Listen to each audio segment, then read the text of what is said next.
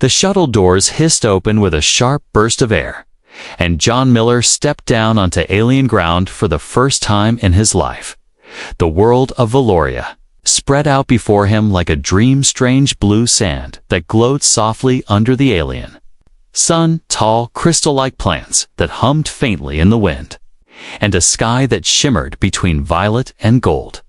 John had trained for months for this moment. As an ambassador for Earth, his mission was to represent humanity, make peaceful contact, and avoid any mistakes that could cause tension. His mind was full of rules. Don't touch anyone without permission. Don't eat or drink before they offer. Always wait for them to speak first. But nothing in the training prepared him for what he was about to see. A group of alien women was approaching from the far side of the landing area. They walked slowly, their long gowns flowing behind them, made of some kind of silk that caught the light like liquid stars. They were taller than most humans with graceful, almost feline movements. Their skin was smooth and tinted in shades of pale silver and soft blue. John kept his posture straight, his heart beating faster with each step they took. His translator earpiece was ready, but there was no sound from them yet. The leader, a woman, with bright golden eyes and a crown-like headdress, stopped just a few feet in front of him. Her expression was calm, unreadable, but there was a small, knowing smile on her lips.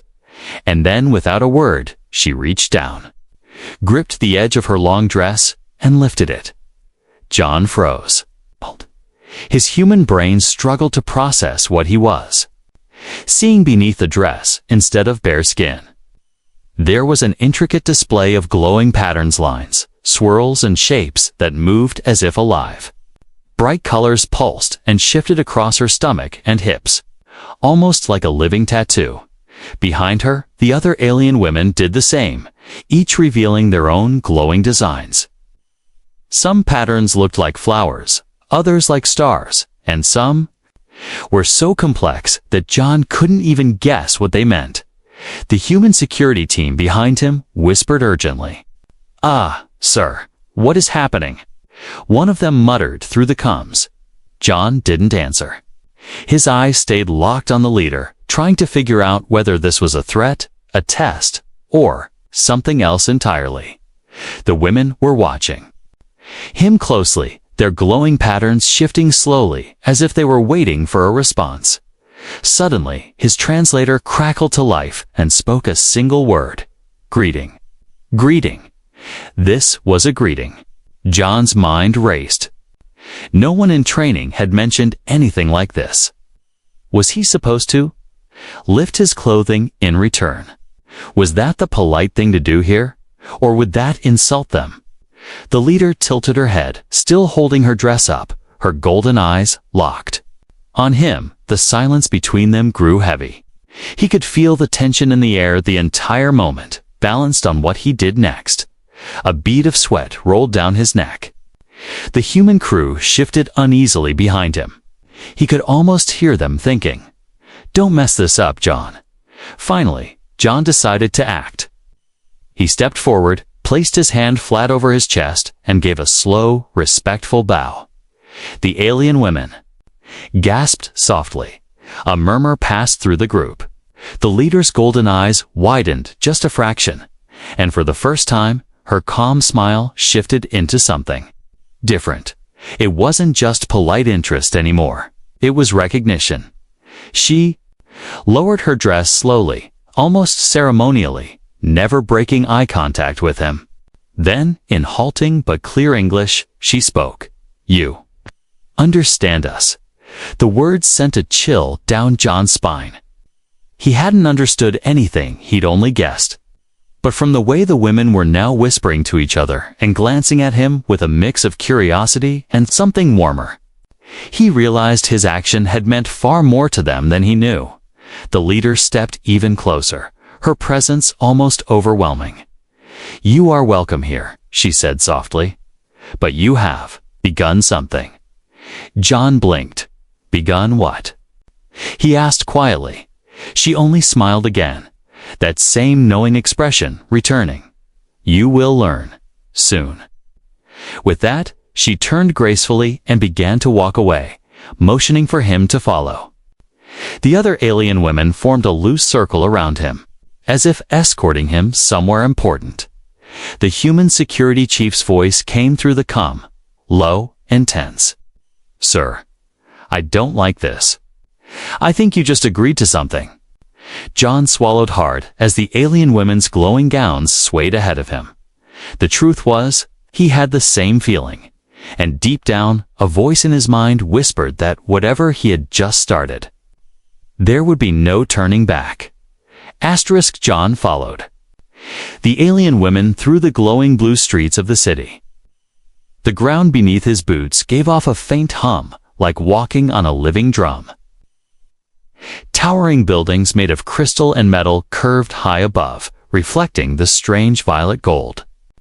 Sky, the leader of the women, walked just ahead of him, her golden eyes glancing back from time to time, as if to check he was still there. The rest moved in perfect rhythm around him, their flowing dresses swaying with each step. John kept replaying the moment in his head, the dress lifting, the glowing patterns, the gasp when he bowed. What had he agreed to? His comm device crackled. In his ear, sir, we've been scanning their actions. That display they showed you, it's biological, said the human science officer back at the shuttle. Those glowing patterns aren't clothing or tattoos, they're part of their skin. And they're rare. Very rare. How rare? John whispered, making sure his lips barely moved. Rare enough that most of their population will never see them in person. John's gut tightened. So why had they shown him? The group stopped in front of a large building with wide silver doors. Symbols carved into the metal glowed faintly, and the air smelled faintly of flowers and hot stone. The leader turned to him, her expression calm again. This, she said in her careful English, is Hall of First Meeting. The doors opened without anyone touching them, revealing a wide chamber filled with soft golden light. A circular pool sat in the center, its water perfectly still. Along the walls were tall statues of alien women, each lifting their dress to reveal carved designs exactly like what John had seen outside. The women led him to the pool. The leader gestured for him to stand at the edge. You are visitor. You saw our heartskin, she said, pointing to her stomach and hips. Now, you answer.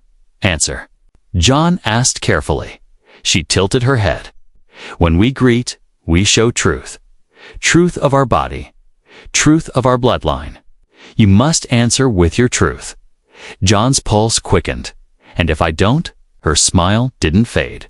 But there was something. In her eyes, something sharp. Then the greeting is broken. And broken greeting means broken peace. John felt the human security chief's voice in his ear. Sir, don't you dare. But the leader stepped closer, her golden eyes locking with his. Do you accept our welcome? He took a slow breath. He wasn't about to start stripping in the middle of an alien hall, but maybe there was another way. In his culture, truth wasn't always physical. It could be words, it could be action. He knelt by the pool, removed his gloves, and dipped his bare hands into the water. The golden light rippled across the surface. I accept, he said. Firmly, and this is my truth. I come with no weapon in my hands. The leader stared at him in silence for several long seconds. Then, to his surprise, she laughed a soft, melodic sound that made the other women glance at each other. You are strange, she said, but accepted. The women around the hall began to hum, their voices weaving into an eerie, beautiful harmony.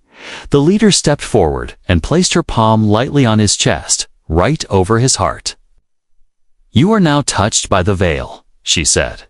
You cannot leave without completing the bond. The bond? John asked, his stomach tightening again. Her smile returned, softer this time. Tomorrow we will finish. Tonight, you will rest in our guest chambers.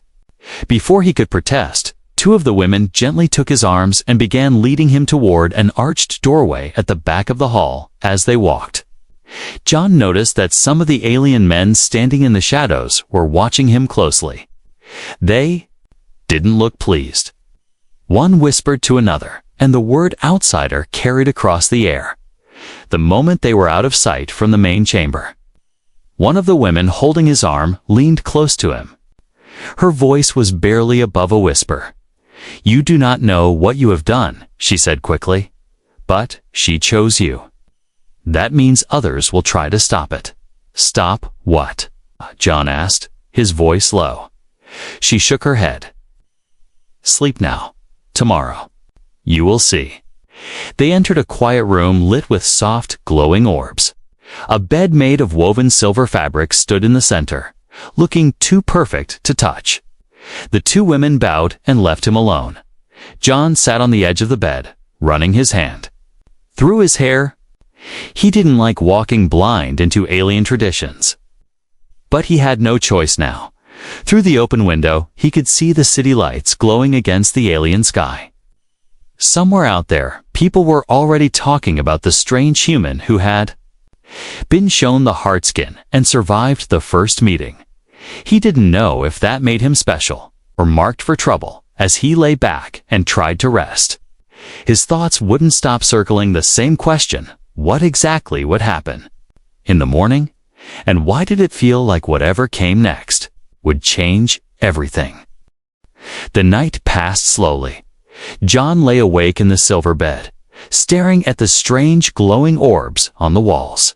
Every time he closed his eyes, he saw the leader's golden stare and the way her glowing patterns had pulsed when he bowed. He didn't know if it was a sign of approval or possession. By morning, the soft hum of the city outside grew louder. Alien voices drifted in through the open window, and a scent like warm honey filled the room. Before John could stand, the silver doors slid open without a sound. Two tall alien women entered, dressed in shimmering gowns. They bowed slightly. "It is time," one of them said in careful English. John's stomach tightened. "Time for what?" The reply, she answered simply. They guided him through long hallways lit with shifting colors. Crystal windows showed sweeping views of Valoria, the blue sands stretching to the horizon, strange flying creatures gliding between the towers. But John barely noticed. Every step toward the ceremonial hall felt heavier. When the doors finally opened, the sight made him stop. The vast chamber was filled with alien women in silken gowns, each standing in perfect rows. The golden-eyed leader stood at the center, her dress trailing like liquid light. Behind her, a group of alien men stood at the edges, their expressions sharp and unwelcoming. John could feel their eyes on him, measuring him, judging him. The leader raised her hand. The room fell silent. "Human John," she said in her melodic but firm voice. "Yesterday, you saw our heart skin. You gave a bow. You began a path. Today, you choose to walk it or you leave it broken." Her words hung heavy in the air. John's translator buzzed in his ear. Walk the path means accept the bond. He swallowed. He still didn't understand all their customs, but he knew one thing: every person here expected an answer. He thought about playing it safe, saying something vague, buying himself time. But something in the leader's eyes told him that hesitation would be seen as weakness. And weakness, in a room like this, was dangerous. John took a slow step forward. "I came here to bring peace between our worlds," he said. "And peace begins with trust. You showed me your truth yesterday. Now, I will show you mine." The leader tilted her head, curiosity flickering in her gaze. John reached into the inner pocket of his uniform and pulled out a small, worn object, a metal pendant. It was shaped like a star, with tiny scratches from years of wear. "This," he said, holding it up for the hall to see, "was my mother's. She gave it to me when I left Earth. I'd never take it off." It is my heart." He stepped closer to the pool in the center of the chamber, knelt, and placed the pendant into the still water. The ripples spread slowly, distorting the golden reflections. "I leave it here," John said. "So you know my truth. I am not here to hide anything." The leader stared at the pendant in the water. Around the hall, some of the alien women exchanged surprised whispers. The men at the back frowned, but their eyes were locked on him now. For a long moment, no one moved. Then the leader stepped forward, her gown whispering over the floor. She stopped in front of him, so close that John could see the faint glow of her skin beneath the silk. "You give your heart to the veil," she said softly. "You have," answered. The hum began again, soft at first, then louder, as the women in the hall started their strange harmonic song. The sound vibrated in John's chest, but not everyone was pleased. From the back, one of the alien men stepped forward. His eyes were dark and hard, his voice sharp. "He is not one of us." Why should his reply be accepted? Why should an outsider be touched by the veil? The leader didn't look at him. "Because the veil chooses," she said calmly, "and it has chosen." The man's jaw tightened, but he stepped back into the shadows. The leader turned her gaze back to John. "Tonight, you will take part in the binding feast. There, all will see you not as guest, but as bound one." "A bound one," John repeated, but she only gave that same knowing smile. Two women approached and gestured for him to follow. As they led him out, John glanced back at the pool. His pendant floated just beneath the surface, glowing faintly in the golden light. Somehow, it looked like it belonged here now. But deep inside, he knew what he had just done. He hadn't just replied to a greeting. He had stepped onto a path that would bind his fate to this alien world whether he wanted it or not. Asterisk, the words "bound one" kept echoing in John's mind as the two women escorted him back through the winding crystal halls. They didn't explain. They didn't have to. He could feel the shift in how everyone looked at him, now less like a visitor and more like someone who had been claimed. When they reached the guest chamber, one of the women finally spoke. "You should rest until the binding feast tonight," she said in careful English. John didn't sit down. "Before I rest, I need to know something," he said. "What exactly does bound one mean?"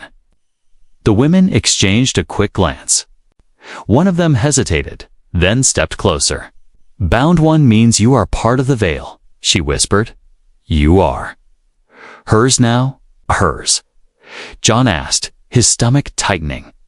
The woman gave a small nod toward the hall they had just left. "The golden-eyed one. Our first speaker. When she shows her heartskin to an outsider, it is only for one reason: she sees a bond." "A bond," John repeated slowly. "As in?" The woman didn't answer. Instead, she simply said, "At the feast, it will be made clear to all." Before John could ask more, they left, the silver doors sliding shut behind them. That evening, the binding feast began. The ceremonial hall looked completely transformed. Long tables of crystals stretched across the room, each covered in dishes that shimmered like jewels, fruits that glowed faintly, meats that shifted color as the light touched them, and tall pitchers filled with a golden liquid that caught the scent of sweet spice. Hundreds of guests were there now. Alien women in silk gowns, alien men in armor-like robes, and even younger members of their kind who whispered to each other and stared at John with open curiosity.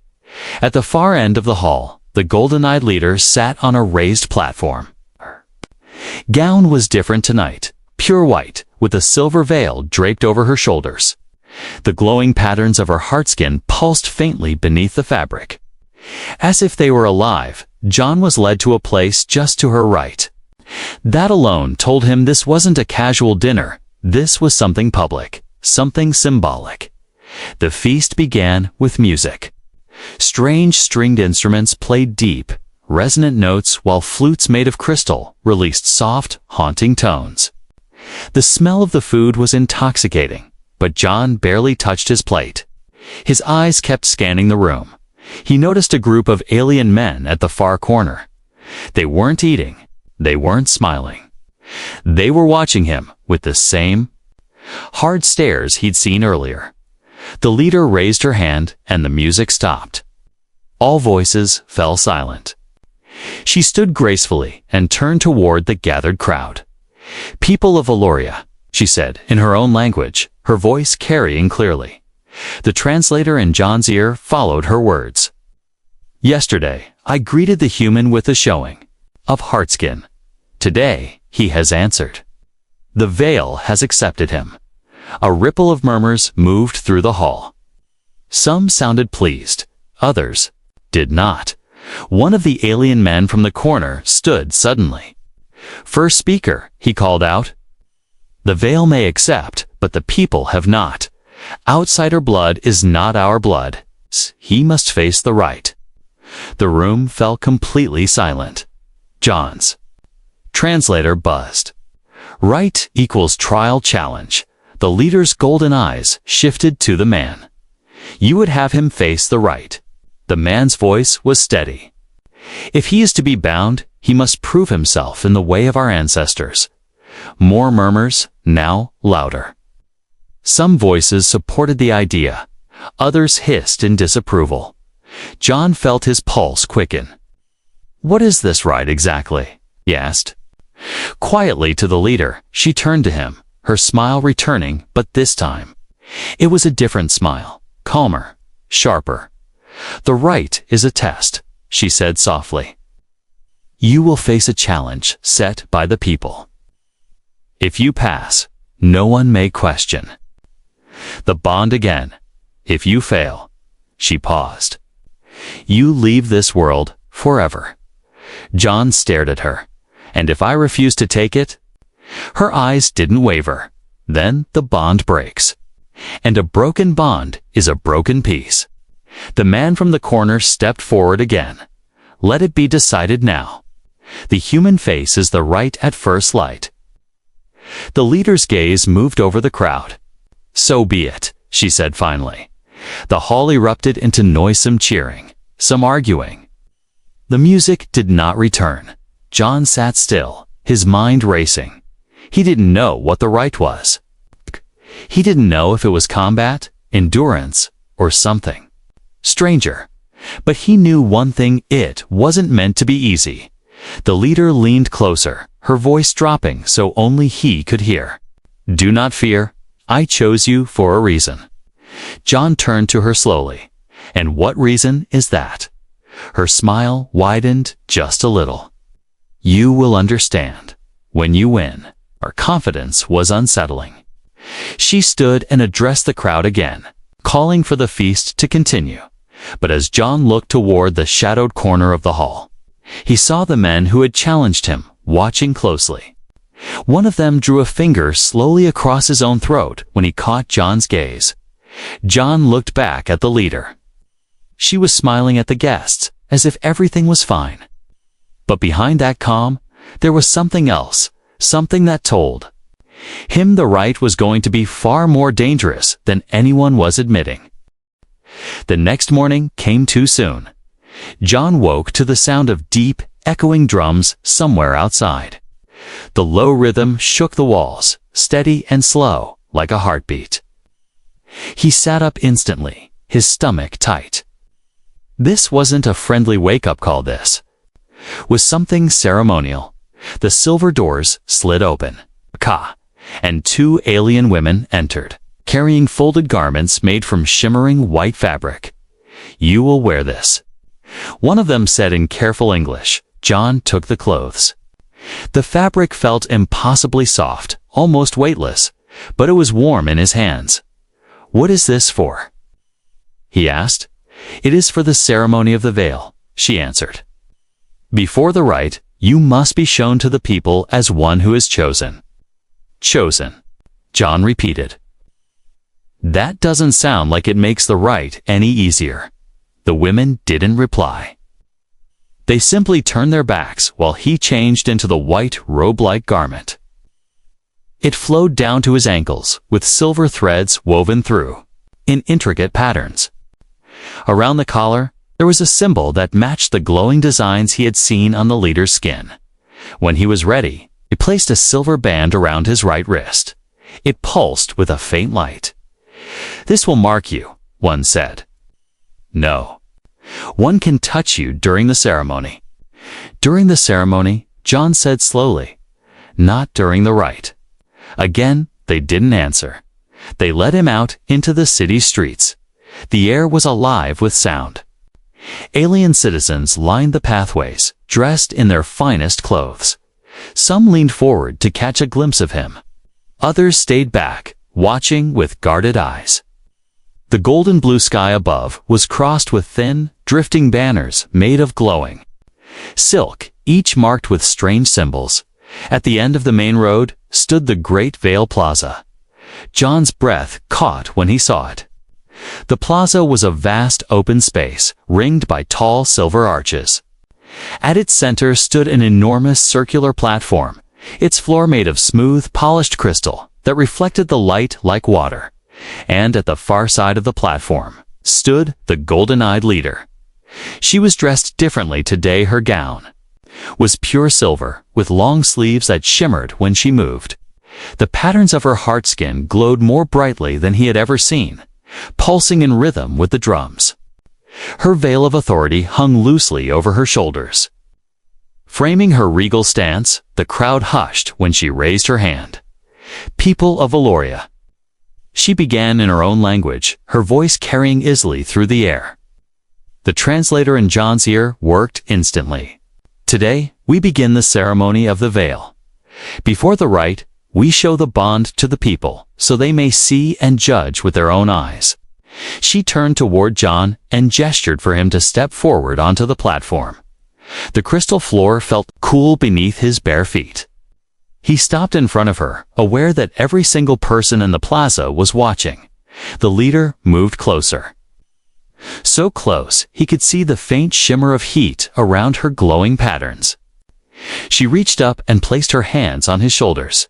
"Do you stand in truth before the veil?" she asked. John kept his voice steady. "I stand in truth." She nodded. Then, in one smooth motion, she pulled her silver gown slightly aside, revealing her glowing heart skin to the entire crowd. The patterns shifted and danced, brighter than ever. Gasps rose from the people. The leader looked at John expectantly. He realized she wanted him to respond, to show some form of symbolic truth. He had nothing like glowing patterns to reveal. But he remembered what had worked before. He placed his palm over his heart, bowed deeply, and spoke loudly so all could hear. "I have nothing to hide. I offer myself as I am." There was silence for a long, heavy moment. Then, slowly, the leader reached down and took his right hand.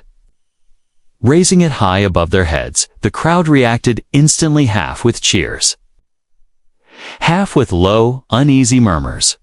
From the corner of his eye, John saw the same group of alien men from before, standing near one of the arches. They weren't cheering. One of them was smiling, but it wasn't friendly. The leader released his hand and spoke again to the crowd. "You have seen the bond. Now, the rite will decide its strength." A deep gong sounded, vibrating through the ground. The crystal floor beneath John's feet shifted, revealing a spiral staircase descending into the earth. A faint reddish glow rose from below, along with a warm, metallic scent. The leader looked at him. "It begins at sunset.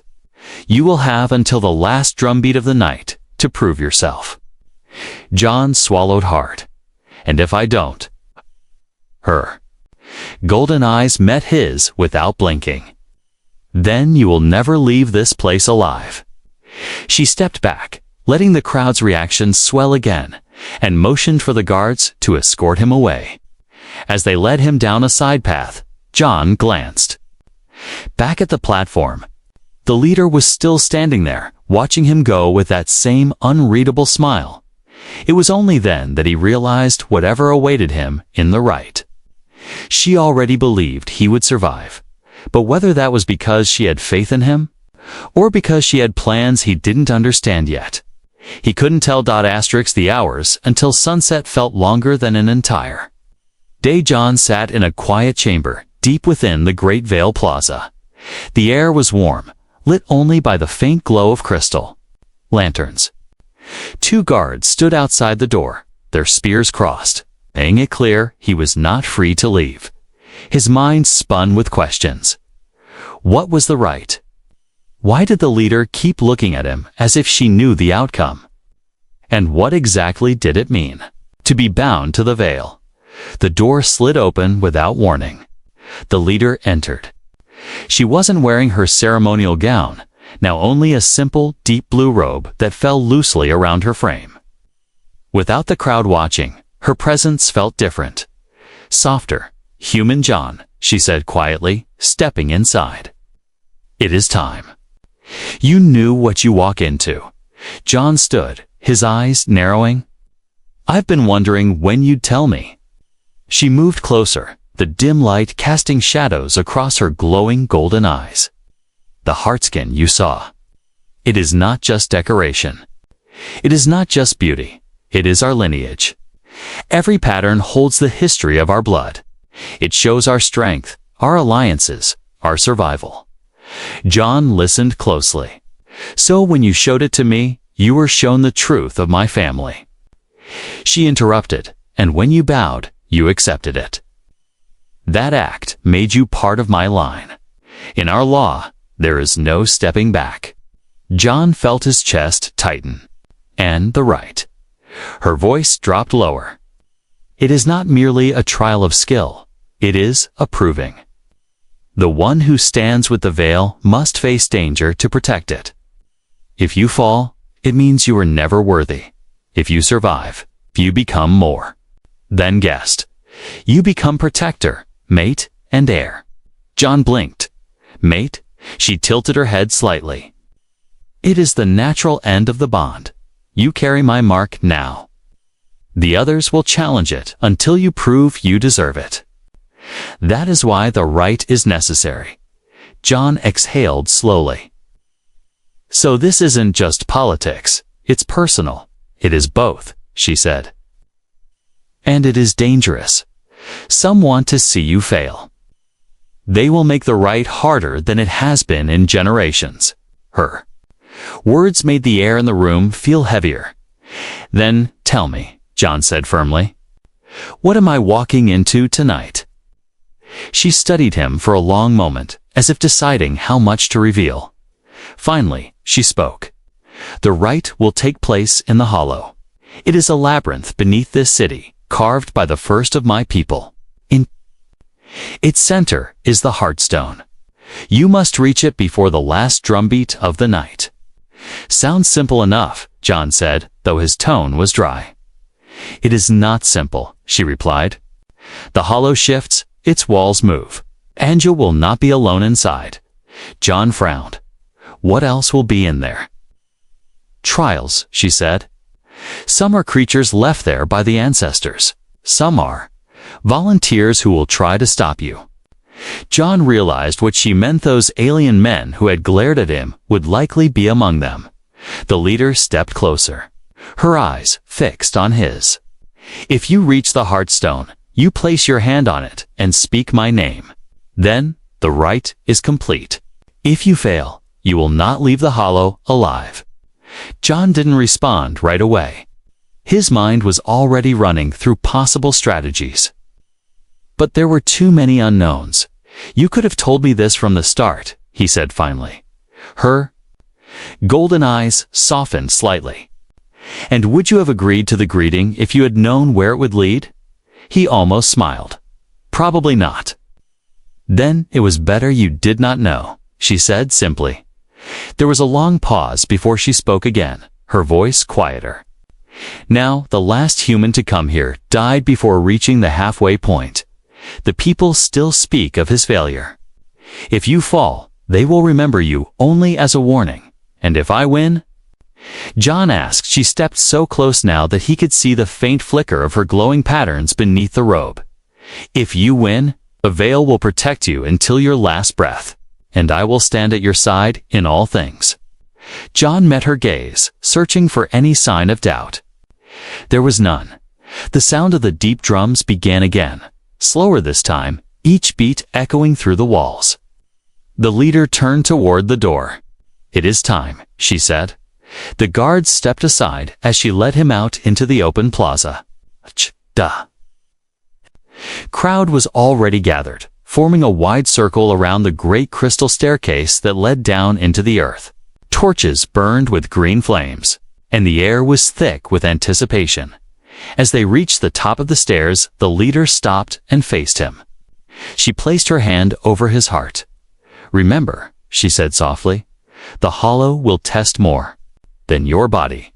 It will test your will, and if you lose that, the rest will follow."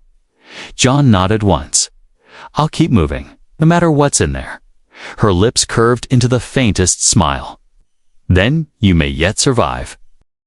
The drums grew louder, and the crowd began to chant something in their language, sharp words that the translator didn't catch.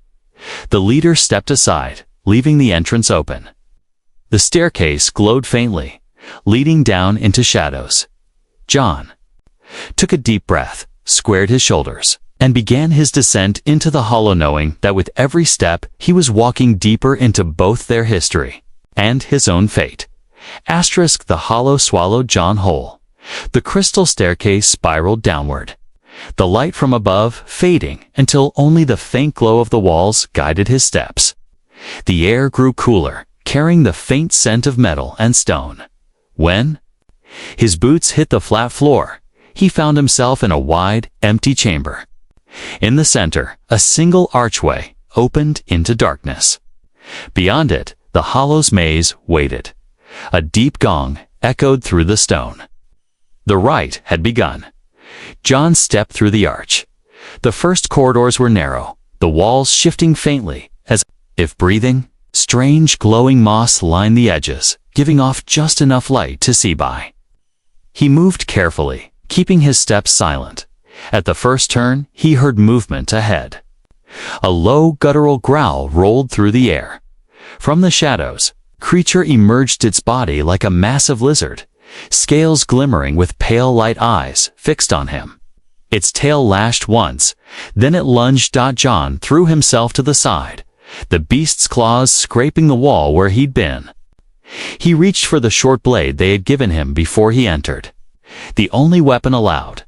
The creature came again, jaws snapping. John ducked under its bite and slashed across its side. The blade cut deep, and the beast hissed, retreating. Into the shadows, his heart pounded, but he kept moving. He knew the hollow was designed to waste time. Every second spent fighting meant the drums above were getting closer to their final beat at the second chamber. He found a new challenge. The path split into 3 tunnels, each marked with glowing symbols. His translator whispered, "Only one is true." He stared at the markings, remembering the leader's glowing patterns. One of the tunnel symbols matched the curve and swirl of a mark he had seen on her skin. He took that path.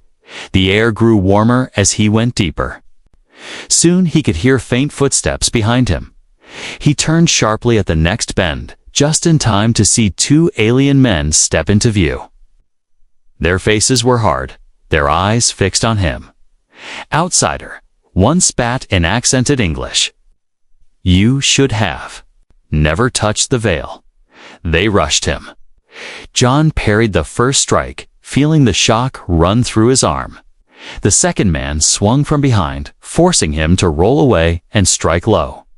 It was fast, brutal, and messy, but he refused to stop. Moving, he didn't need to win every fight, just survive them.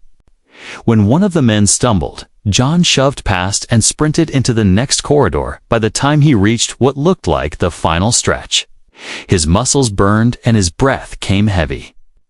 Ahead, a faint red glow lit the air. The Heartstone.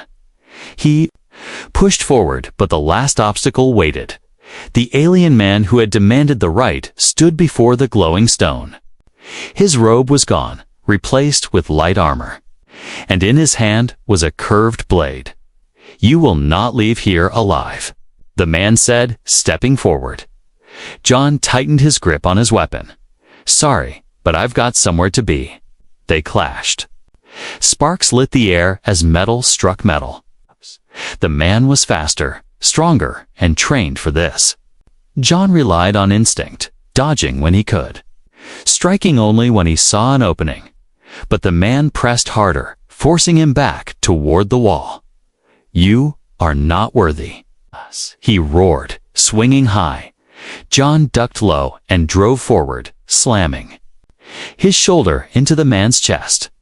The alien stumbled just enough for John to twist, bringing his blade up in a quick, desperate strike. The man cried out, dropping his weapon. John didn't wait. He sprinted for the heartstone. Up close, the stone pulsed like a beating heart.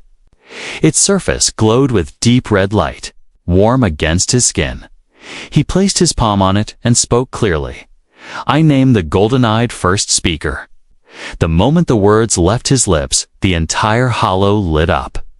The walls glowed with bright patterns. The sound of the drums above shifted into a fast, victorious rhythm. The rite was over. When he climbed the stairs back into the plaza, the crowd was waiting. The leader stood at the top, her gown once again silver and white. The moment his head emerged into the light, the crowd erupted, some in cheers, others in tense silence. The leader stepped forward, her golden eyes shining. "You have reached the Heartstone, you have spoken my name. You are bound to the veil." She took his hand and raised it high for all to see. The silver band on his wrist flared with light. Some of the alien men turned away in frustration. Others bowed their heads. In reluctant respect, the leader leaned close, her voice for him alone. "Now you understand. You are one of us." John met her gaze, breathing hard. "I understand, but this isn't just about me, is it?" She smiled faintly. "No, this is about what comes next." The crowd's chant began, rising higher, a sound that shook the plaza. The bond was sealed, the rite complete. John looked at the leader and realized that whatever plans she had for him, there was no turning back. His choice had been made by surviving. He had tied his fate to hers, and in that moment, he knew one thing for certain: this was only the beginning.